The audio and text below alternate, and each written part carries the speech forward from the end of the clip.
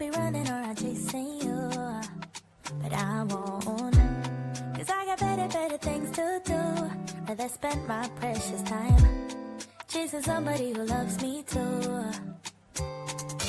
If I got $1 for every time you slam the door, I would be the richest girl alive, life. If you hadn't run away every time I asked you stay, you would sleep right next to me tonight.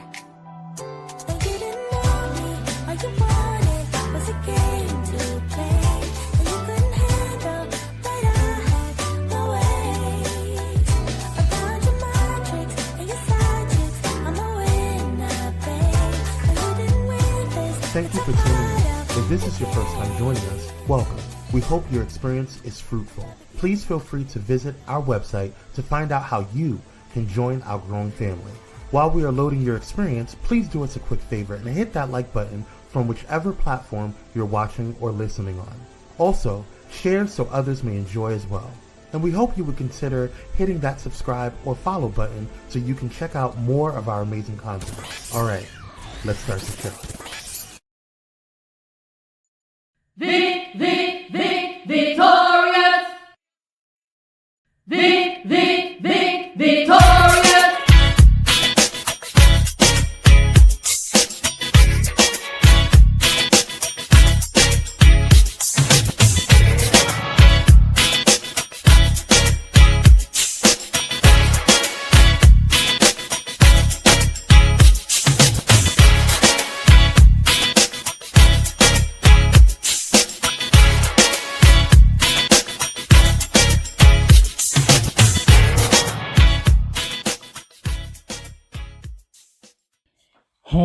Hey, happy Friday, Junior.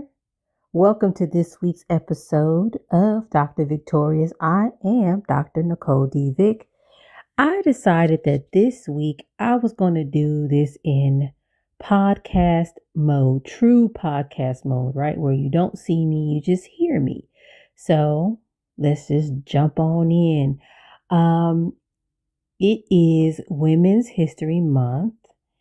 And it's my second favorite time of the year, right? Black History Month is my favorite, followed by Women's History Month, mostly because I have decided that this is Black Women's History Month. That's just, I don't know. I've always kind of felt that way, at least as long as I've done this podcast. So, yeah. And it's not really because I don't believe other women don't matter. Of course they do, right? But I think that Black women's labor, survival, and our contributions have often been minimized, flattened, or absorbed into broader narratives that don't really name us. Like, I've seen it even just in recent history. Like, wait a minute, hello. That was a Black woman's thought process. That was a Black woman's idea. Why aren't we talking about this? So that's why, for me, it's really Black Women's History Month. It just is. So this week, I want to do something really personal. I mean, I have talked about the Black women who have built me. I know I've talked about it before, but I don't know if I've really framed it in this way. The women in my family have taught me about freedom, dignity, and survival. I didn't even have the language for it at the time. But, having the benefit of time, age, and understanding, it's like, I get it now. So, you guys know I'm a public health person. And before I ever studied it, I was living inside of it. And I remember writing a paper for my doctoral degree. I forgot what the assignment was, but I remember very clearly saying, you know what? The first time I fully recognized that Black people have a different experience than other people was during the Rodney King beating and the civil unrest that happened afterwards. So I was in like 8th grade.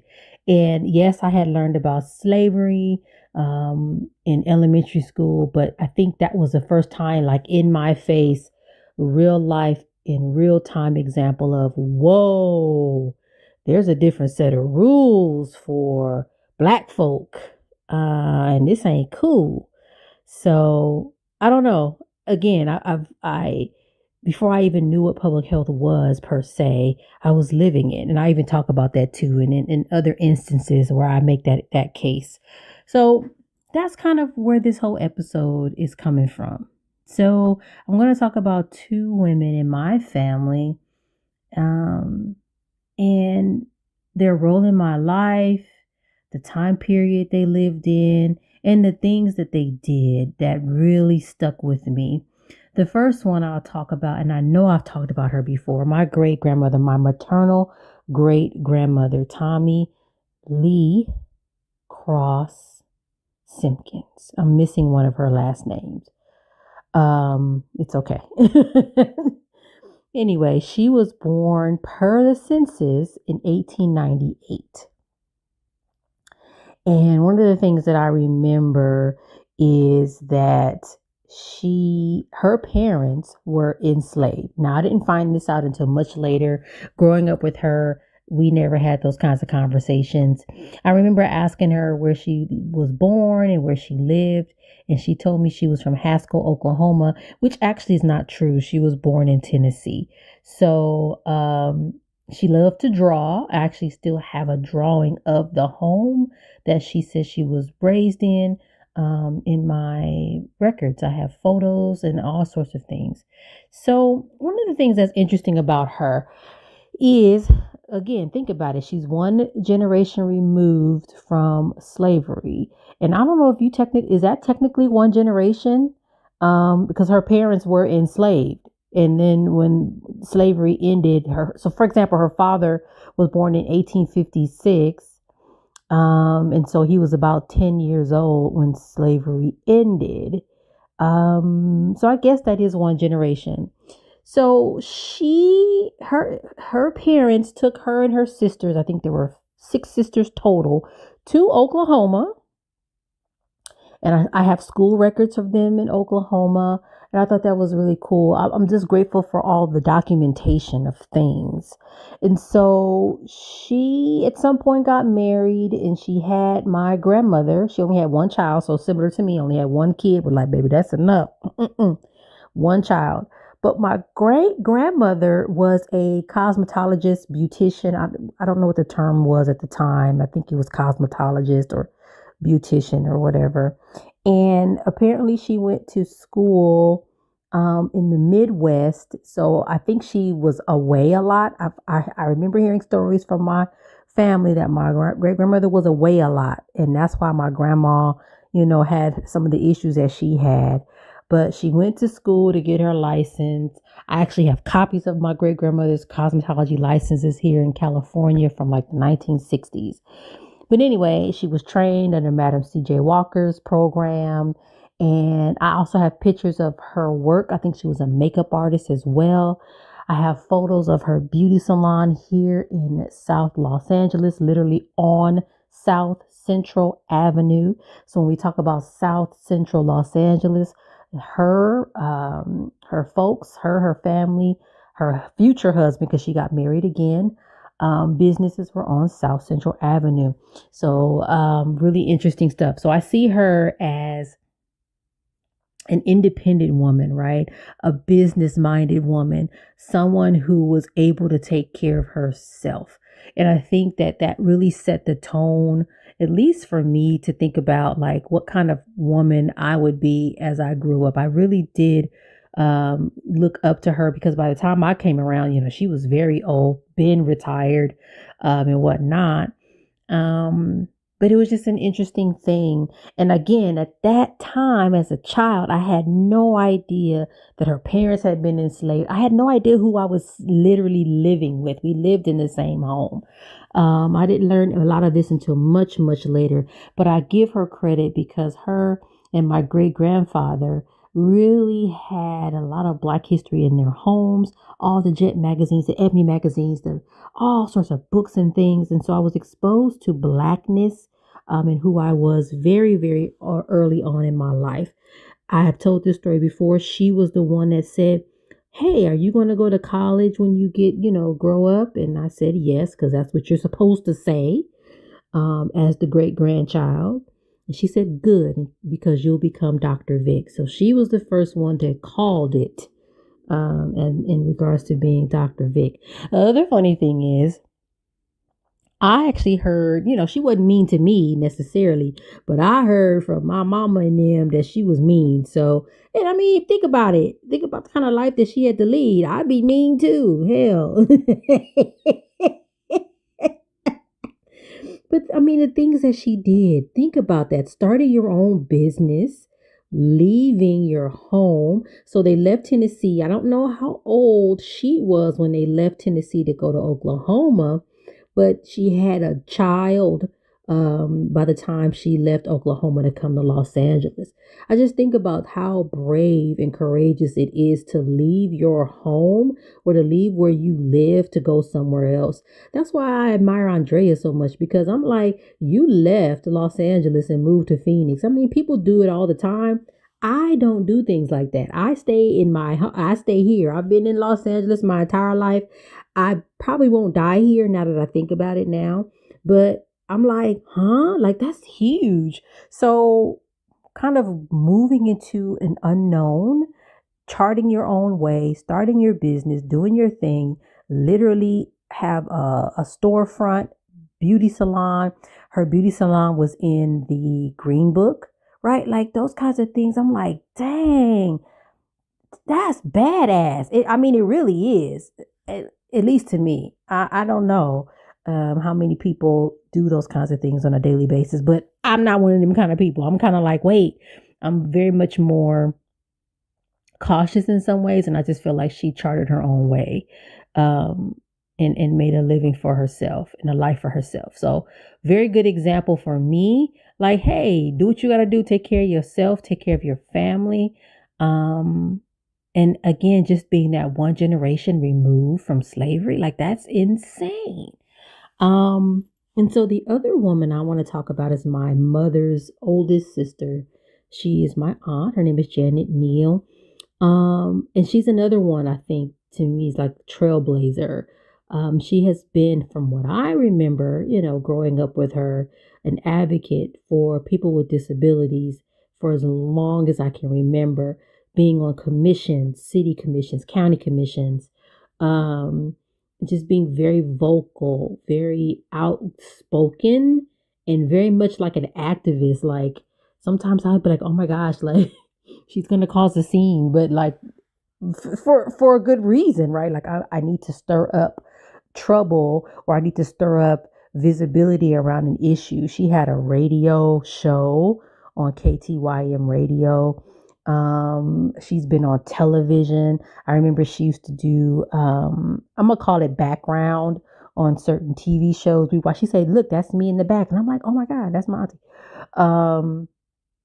She was very much in the political space. Like I remember one time I had met Mark Ridley Thomas, who at the time, I believe at that time was county supervisor here in Los Angeles. And I had asked him if he knew my auntie, and he was like, yes. And he started talking like, yes, like listing all of, I'm like, oh shit. I thought my auntie was telling me a lie. No, she was not. Like she had pictures with Tom Bradley. Like, so I also see her as someone that was not afraid, that was courageous, that was an activist, as I said before, someone who looked out for other people. And I see that also in my daughter. Like she's that kind of a person too. I see her as always making sure the little guy is taken care of, the underdog is supported, and uplifted. So I feel like I learned so much from my great grandmother, who actually died when I think I was 20, because she died a little bit after Andrea was born, which is amazing. She got to see her great, great, great granddaughter. And yeah, I don't know. It's an interesting thing, and I'm really really blessed. I'm very much aware of how fortunate I am to have had the type of mentorship, leadership, and history in my own family. So those are the two women in my life that really touched me and had an impact on me.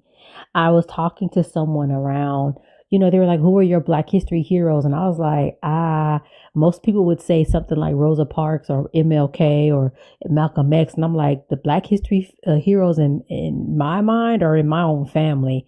And I started to tell those kinds of stories.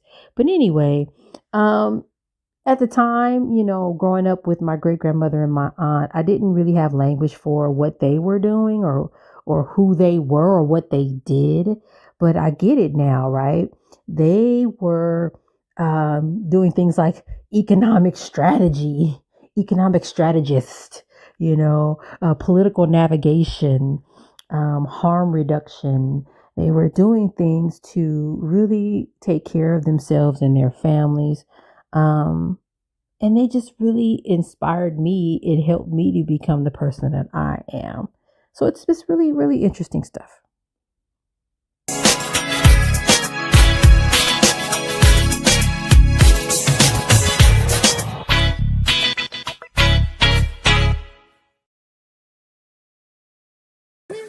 This is Tammy from Tammy's Take, and you're watching Pyro Media Network.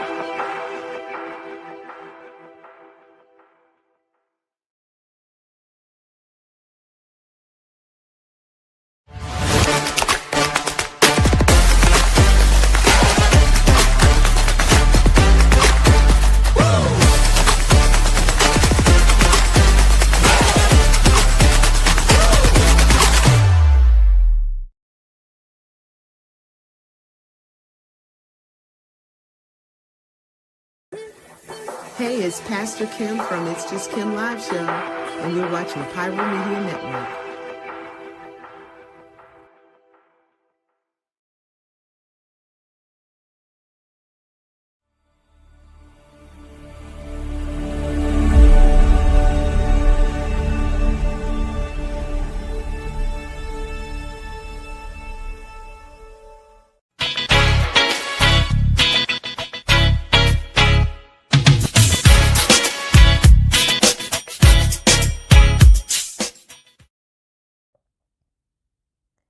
So the women in my family were not anomalies.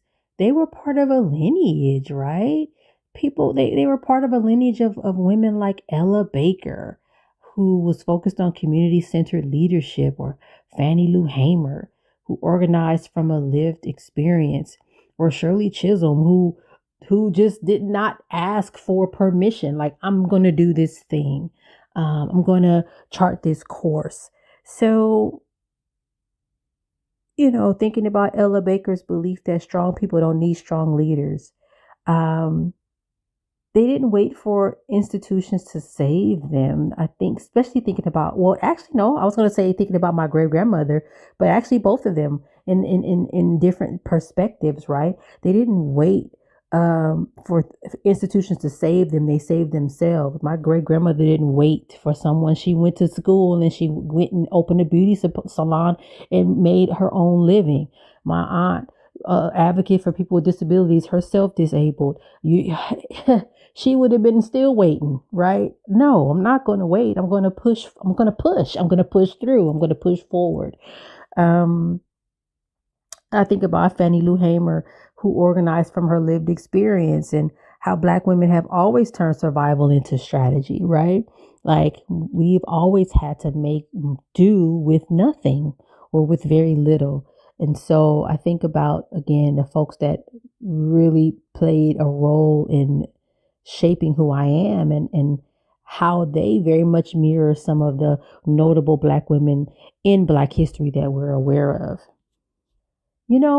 Something I think a lot about is survival. Survival for Black women has really never been passive. It has always required this sort of very nuanced calculation. When to speak, when to be silent, when to stay, when to leave, when to endure, and when to resist. In my own research, I talk a lot about self-silencing that happens with Black women in the workspace. We are taught, not necessarily formally, but by example and lived experience, that sometimes being quiet is our best bet. Like, I ain't saying nothing, because if I say something, something else is going to happen that I'm not wanting to happen. So I'm just going to sit here and be quiet and hope that whatever is happening will pass over me. And it's very calculated. And from my research, it goes back to slavery. I'm going to play small. I'm not going to say nothing, because it was a way to make sure that we survived. And I think for all of us as Black women, we make these calculations almost on a minute by minute basis, wherever we are. Like, do I say something? Do I not? Do I stay? Do I leave? Do I endure or do I resist? All those things, sort of calculations, your brain never stops, because you're constantly in this mode of being aware of what's happening. And I almost want to say, as harmful as that is in some respects, it is also one of our secret sauces. I really think it is, because we have to see and know and be aware of everything. We see and know and are aware of everything. We notice things that other people do not notice. We see things that people don't see, and we have sort of this library of, okay, this is something that I need to be paying attention to. So it's this really interesting thing for us. And this calculation is very political. Just like everything else about Blackness and Black womanhood is political, this ability to make these calculations is also very political, because it exists inside systems that were not designed for our thriving. Because it exists inside systems that were not designed for our thriving, right? And because we are living in this system or systems, right, that were not designed for us to thrive, again, we have to always, minute by minute, be making these calculations about what we doing, what we not doing, who's with us, who ain't, what we gonna say, what we not. And it happens all the time. Really interesting things that I think about a lot in regards to Black womanhood. You know, I wonder, now I'm turning this to you, listener. I wonder who the Black women are in your family, whose names deserve to be said, who deserve to be written down. I wonder whose strategies kept your family afloat.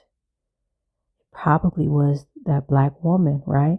I wonder what would happen if we treated everyday Black women as historical figures, because they are. Sigh. I'm just about to go on a rabbit hole just a little bit. Just turn left a little bit. I'm just thinking about how we create so much culture.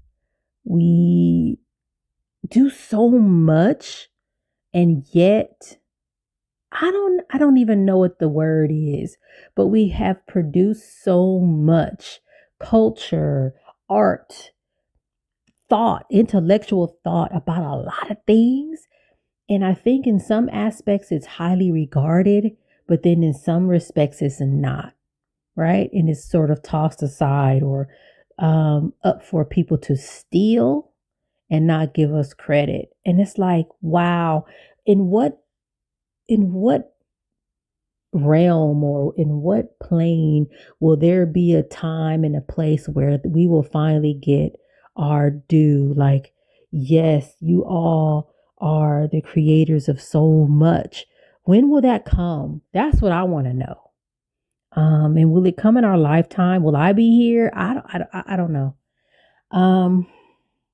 It's interesting, just something to think about. But turning it to you, think about the women, the Black women in your family whose names deserve to be called out loud and to be written down.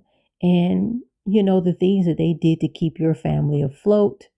And again, all of us, regular degular Black women, we have done so much. And I think one day we will get our due, I'm hoping for that.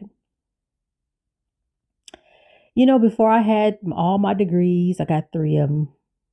One of them now is yellow with age. And I'm like, oh no, it's been that long. I was like, dang. Anyway, but before I had them, before I had the titles, the podcast host, the commissioner, the board chair, the this and the that, before I had the language and the understanding, I had Black women who practice freedom in real time. And I think about my great grandmother. I'm going to go all the way back to her. Did she even realize that she practiced freedom in real time? Like so many Black women, I think in her time were business women. They had to be creative and think through ways to earn a living. But I also would say a lot of them were probably domestic workers and things like that. So it's really interesting to see and understand and think about like what it took to step out and chart a different course.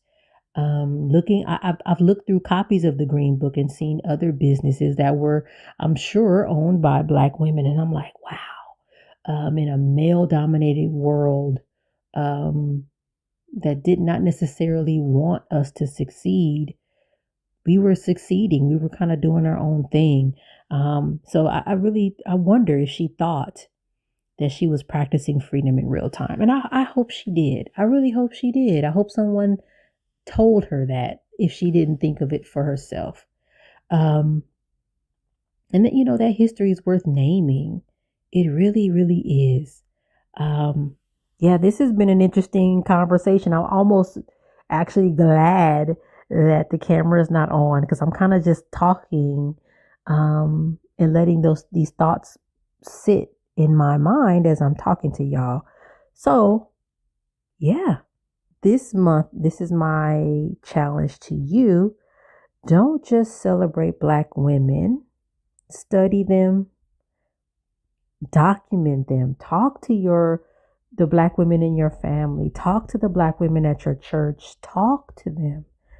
Ask them about their lives. Ask them what they wanted to be when they grew up. Ask them all the questions. Record it. Document it. I don't think we do enough of that. Most importantly, protect them. I mean, can they protect themselves? Yes.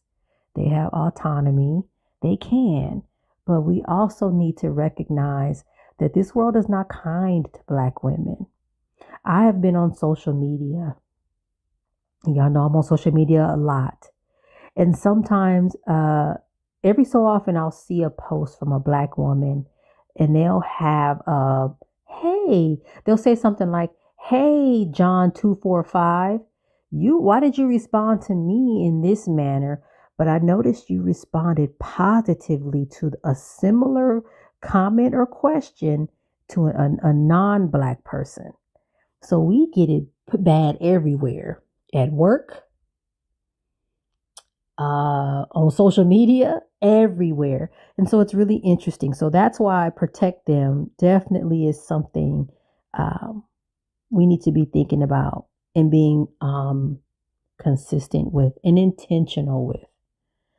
And if you are a Black woman, honor yourself today and every day. Definitely honor yourself today and every day.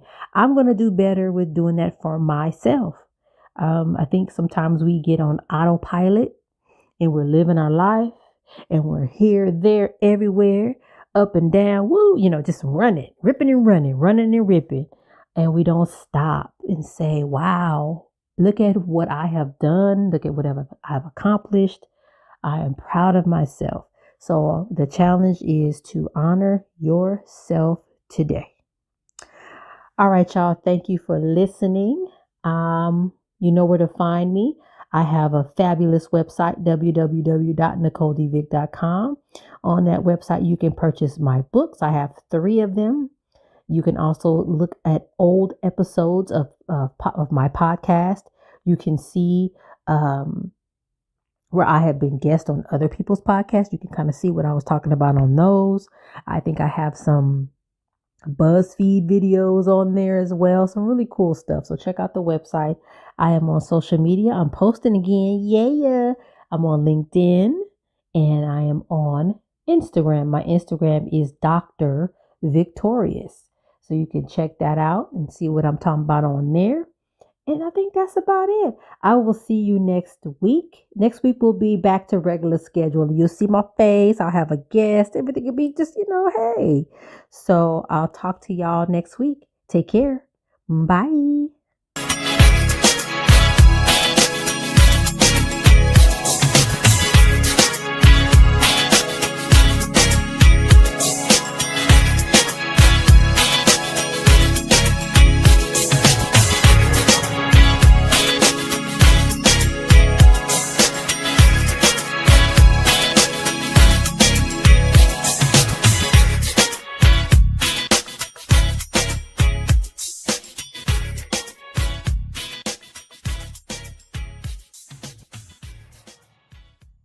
Thank you for watching Pyro Media Network. For more information, please visit pyromedianetwork.com.